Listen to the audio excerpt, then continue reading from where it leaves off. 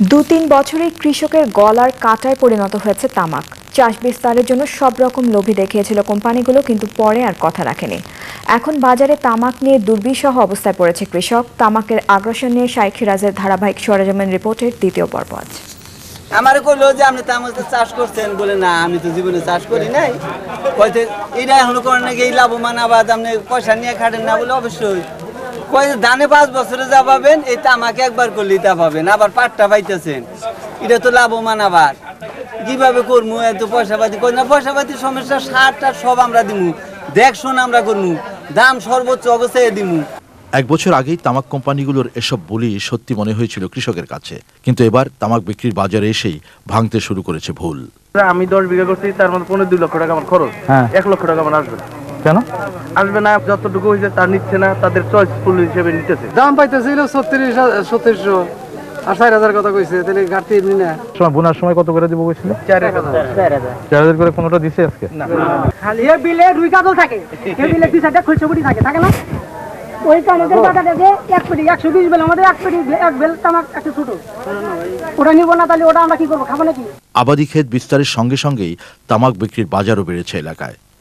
বাজারে তামাক নিয়ে নানান কর্মযজ্ঞ, কিন্তু এবারই কৃষকের গলায় ফাঁস হয়ে দাঁড়িয়েছে এই তামাক। কি হয়েছে? মাল নাই না? ভিতরে নাকি গরম। হ্যাঁ, এই গরম হলে নিবে না। গতবার নিছিল?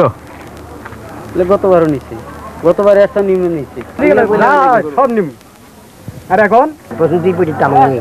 কি অবস্থা? দাম পাইছেন? দাম পাই নাই, কোনো জানাই। মীর হামজামি বাজারে চ্যানেলের ক্যামেরা দেখে উধাও হলেন কোম্পানির লোকজন।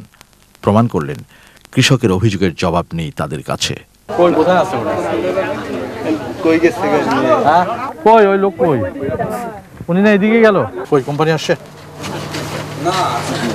শাল্লা বাজারে পাওয়া গেল অন্য একটি কোম্পানির লোকজনকে। গত বছর মন কত করে বিক্রি হয়েছে তামাক? 4400 টাকা।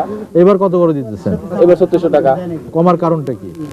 কোম্পানি সিদ্ধান্ত নিয়েছে, তারা একটা রেট দিয়েছে, রেট প্যাটার্ন দিয়েছে, রেট প্যাটার্ন অনুযায়ী আমাদেরকে কাজ করতে হচ্ছে। বিষাক্ত এই পাতায় পাতায় অর্থ গোনার যে স্বপ্ন ছিল কৃষকের, তা যেন একেবারেই ভেঙে গেছে।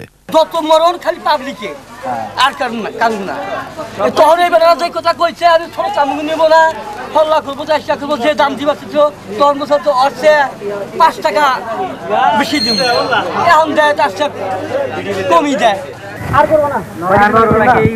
বিকল্প ফসলের পরামর্শ রয়েছে কৃষকের কাছে। বিকল্প জবটা আমি দিয়ে দিই, মানে আমরা যে জমিতে তামাক আবাদ করি, এই জমিতে আমাদের সরকারিভাবে যদি ভালো সাহায্য সহযোগিতা করে ভুট্টা করায়, তাতেও আমরা লাভবান।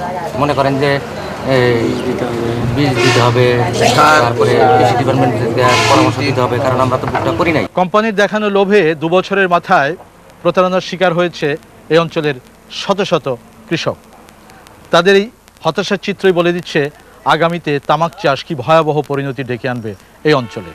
কৃষকরা বলছেন, এ থেকে নিবৃত করার জন্য সরকারের উচিত উচ্চমূল্যের খাদ্যশস্য উৎপাদনে কৃষকদেরকে উৎসাহিত করা এবং নানান সুযোগ সুবিধা বাড়িয়ে কৃষকদেরকে সেই দিকে ধাবিত করা। টাঙ্গাইলের কালিহাতীর শাল্লার তামাক বাজার থেকে শাইখ সিরাজ, চ্যানেল আই।